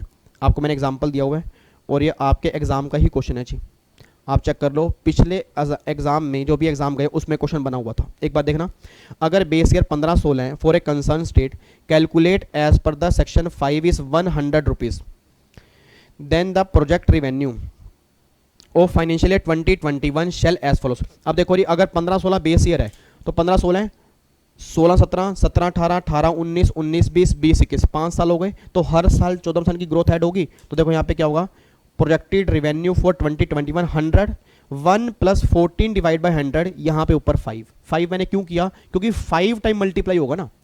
सर ये कंपाउंडिंग करनी तो आपको आती होगी, मुझसे अकाउंट्स मत पूछना, अकाउंट्स में आपने कंपाउंडिंग की होगी, ऐसे कंपाउंडिंग करते हो ना, तो 1 + 14 डिवाइड बाय 100, उसको फिर उसकी 5 स्क्वायर करते हो आप। तो वही गवर्नमेंट ने कह रही, अब होगा क्या, मान लो अभी रेवेन्यू 100 रुपये का है, अगले साल 114 रुपये का, फिर 114 का 14%, उसका 14%, उसका 14, इस तरह से करते हो ना, तो यही निकल के आ रहा है जी। मतलब गवर्नमेंट ये बात कहना चाह रही है कि यार अगर 20-21 चल रहा है, 15-16 बेस ईयर है, तो फिर वहां से अगर मान लो रिवेन्यू 100 मानते हैं तो उसको इस तरह से करते करते करते करते आपका रिवेन्यू ये निकल के आएगा।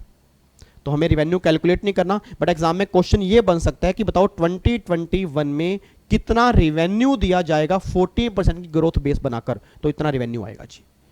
ठीक है, उसके बाद जी कंपनसेशन सेस जो है एप्लीकेबल होगा गुड्स पे के ऊपर, सर्विस के ऊपर एप्लीकेबल होगा, बट जो कॉम्पोजिट स्कीम वाले होते हैं, मतलब जो कंसेशनल स्कीम वाले होते हैं, उनके ऊपर ये सेस एप्लीकेबल नहीं होता। अब यहाँ पे चेक करो जी, ITC shall be allowed to the assessee but permitted only for the payment of cess. इसका मतलब क्या है? एक बात मैंने सोच के बताना जी, जो मैंने जीएसटी पे किया क्या मैं आईटीसी क्लेम कर सकता हूं? Answer is yes. मुझे आंसर दो, जो मैंने जीएसटी पे किया क्या मैं उसका आईटीसी क्लेम कर पाऊंगा? Answer is yes. अच्छा, क्लास में सिंगल बच्चा भी है, अगर मुझे आईजीएसटी मैंने पे किया तो क्रेडिट कौन सा मिलेगा? आईजीएसटी का। अगर सीजीएसटी पे किया क्रेडिट कौन सा मिलेगा? सीजीएसटी का। अगर एसजीएसटी पे किया क्रेडिट कौन सा मिलेगा? एसजीएसटी का।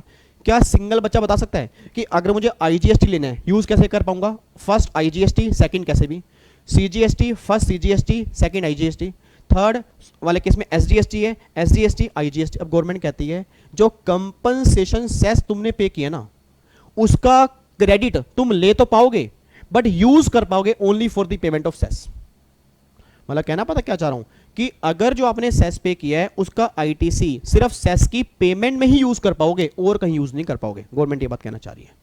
तो पहली बात तो कई बच्चों के दिमाग में ये गलत फहमी रहती है कि इसका हम आईटीसी क्लेम ही नहीं कर सकते। आईटीसी आप क्लेम कर सकते हो बट यूज करोगे only for the payment of cess, बस ये बात ध्यान दो। आगे देखो जी, रेट देख लो, पान मसाला पे 204% तक हाईएस्ट रेट है, सिगरेट पे 290% और गाड़ियों पर 3 से लेकर 15% तक ये सेस एप्लीकेबल होता है जी। और भी कई सारे रेट हैं, रेट आपको याद नहीं करने, ये मैंने हाईएस्ट रेट बताई है। ये आपका चैप्टर है कंपनसेशन सेस का, इसके अंदर मेन बातें बस 2 मिनट लगेंगे जी, बस 2 मिनट। मेरे बच्चे सीधे होकर बैठ जाओ, सिर्फ 2 मिनट की बात है। मेरा देखो गोल्लू सा बच्चा बैठा है ऐसे, एक कई बच्चे ना गोल मटोल होते हैं ऐसे, मतलब ऐसे गोल मटोल से बच्चे बन के बैठ जाते हैं जैसे बड़े शरीफ बच्चा बैठा है। हाय सर बड़ी देर हो गई सर, प्लीज भगवान का वास्ता छुट्टी कर दो। मेरे बच्चे अब छुट्टी है बस, अब 10 बजे मिलने हैं बस, अब 10 बजे मिलेंगे, वहां जबरदस्त चैप्टर करेंगे इंस्पेक्शन वाला, मजा आएगा चैप्टर में। चोरी करेंगे, चोरी करके पकड़ेंगे, कई सारे फॉर्म नंबर करेंगे, बहुत मजा आने वाला आज की क्लास में। रंगीन क्लास होगी, डांस होगा, डांस, हाय मजा मजा मजा। बच्चा कह रहा है सर नहीं सही में बहुत इंटरेस्टिंग क्लास होगी। इंटरेस्टिंग मतलब कि बहुत अच्छी क्लास होगी। सीए इंटर वाले बच्चे जो हैं उनके सिलेबस में वो चैप्टर नहीं है, वैसे अगर देखने के लिए आना चाहते हैं तो आ सकते हैं, समझना चाहते हैं तो, नहीं तो सीएस की फैमिली का तो हर बच्चा वहाँ पे पहुंच जाएगा रात को 10 बजे जी। ठीक है, इधर देखो ध्यान से जी। अब मुझे फटाफट से बताओ जी, सिर्फ 2 मिनट लगाओ और चैप्टर रिवीजन करा दो जी। इतना बताओ, सबसे पहला पॉइंट बताओ जी, अगर सेस लगेगा तो जीएसटी लगेगा नहीं लगेगा? क्या सेस और जीएसटी में एक लगेगा या दोनों लगने के चांसेस हैं? दोनों ही लगने के चांसेस हैं क्योंकि ये ओवर एंड अबव है। दूसरी बात जी, ये सेस के हर आइटम पे लगेगा? Answer is no. सिन और लग्जरी आइटम पे लगेगा जी। उसके बाद कितने साल के लिए आया हुआ जी? 5 साल के लिए आया, 5 साल के बाद खत्म हो जाएगा जी। इस सेस मतलब गवर्नमेंट जो ये एक्ट लेकर आई है, intra state supply inter state supply दोनों के ऊपर एप्लीकेबल होगा। इसका बेस ईयर क्या है, मतलब किस ईयर से रेवेन्यू कंपेयर करेंगे? Base year 15-16। ग्रोथ रेट क्या होगी? 14% पर एनम की ग्रोथ रेट हमारी निकल के आएगी। और एक पॉइंट मुझे और बताना, क्या इसका आईटीसी हम क्लेम कर सकते हैं? आंसर इज यस, क्लेम कर पाएंगे, बट इसको यूज कर पाएंगे only for the payment of cess. और एक बात और ध्यान देना, ये सेस और इनकम टैक्स के सेस में फर्क है। क्या फर्क है? इनकम टैक्स वाला सेस जो है वो टैक्स पे लगता है, मैंने पहले भी कहा था सर, मैंने पहले भी कहा था कि इनकम टैक्स वाला सेस जो है, जो हेल्थ एंड एजुकेशन सेस है, वो टैक्स के ऊपर एप्लीकेबल होता है। और ये वाला सेस जो है ये वैल्यू के ऊपर एप्लीकेबल होगा। वो वाला सेस उसकी नेचर है डायरेक्ट टैक्स, इसकी नेचर क्या है? Indirect tax. बस ये बात ध्यान देना चाहिए। ठीक है, तो बस ये सारी बातें सर आपकी निकल के आ रही हैं, बस ओके है जी। तो एक बार घर जाके आप खुद पढ़ लोगे तो और थोड़ा सा क्लियर हो जाएगा जी।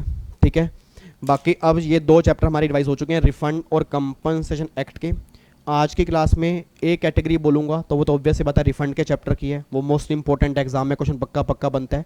बी कैटेगरी बोलूंगा तो इस चैप्टर की है, इसमें से भी एक क्वेश्चन तो पक्का बनता है। रिफंड तो 200% बनेगा, इसमें चांसेस फिर भी कम हो सकते हैं जी। ठीक है, तो ये 2 चैप्टर हमने कंप्लीट किए और फाइनली अब जाके जीएसटी की रिवीजन क्लास नंबर 28 हमारी हो चुकी है। अब थोड़ी देर के बाद मुलाकात करेंगे रात को 10 बजे सेम चैनल पे लाइव टेलीकास्ट। लाइव टेलीकास्ट चलेगा इंस्पेक्शन सर्च एंड सीजर, कैसे इंस्पेक्ट करते हैं, कैसे सर्च करते हैं, कैसे सामान को सीज करते हैं, और डिमांड एंड रिकवरी, कैसे डिपार्टमेंट आपसे डिमांड करेगा, अगर आप डिमांड पूरी नहीं करोगे तो डिपार्टमेंट कैसे रिकवरी करेगा टैक्स की, वो सारी बातें आज हम रात को 10 बजे देखेंगे जी। ठीक है जी। उसके बाद बस एक चैप्टर मेन बचा होगा प्लेस ऑफ सप्लाई का जी। बाकी जीएसटी देख लो खत्म हो गया। लग रहा है इतने दिन हो गए जी, मतलब लगातार देख लो 28 दिन हो गए हैं, मतलब एक अलग ही परिवार बन गया सर। ठीक है चलो जी, 2-3 दिन की बातें हो रहे हैं, फिर अपना जीएसटी पूरा पैक हो जाएगा, फिर करेंगे एमसीक्यूज जी। ठीक है, तो तब तक के लिए अपना ध्यान रखो, अपनी फैमिली का ध्यान रखो, तंदुरुस्त रहो, चुस्त रहो, खुश रहो। अच्छी लगे तो वही ठोक देना, आग लगा दो, आग लगा दो सर लाइक के बटन को, और अगर नहीं लगे तो कुछ बच्चे जो काम करते हैं वो करो जी, और क्या मैं क्या बोलूँगा। ठीक है, बट यही कहूँगा कि हमेशा अच्छे इंसान बनने की कोशिश करो, और बस अप्रिशिएट करने वाले बनो सर, डिस्करेज करने वाले मत बनो। ठीक है, ओके जी, bye bye, take care, God bless you, जय हिंद, लव यू सो मच जी, बाय बाय बाय बाय। शायरी रात को 10 बजे, शायरी रात को 10 बजे सुनाऊंगा, बहुत ज़बरदस्त शायरी सुनाऊंगा सर, टेंशन मत लेना जी। ठीक है, मिलता हूँ रात को 10 बजे लाइव इसी सेम चैनल पे। बाय बाय, टेक केयर जी, गॉड ब्लेस यू।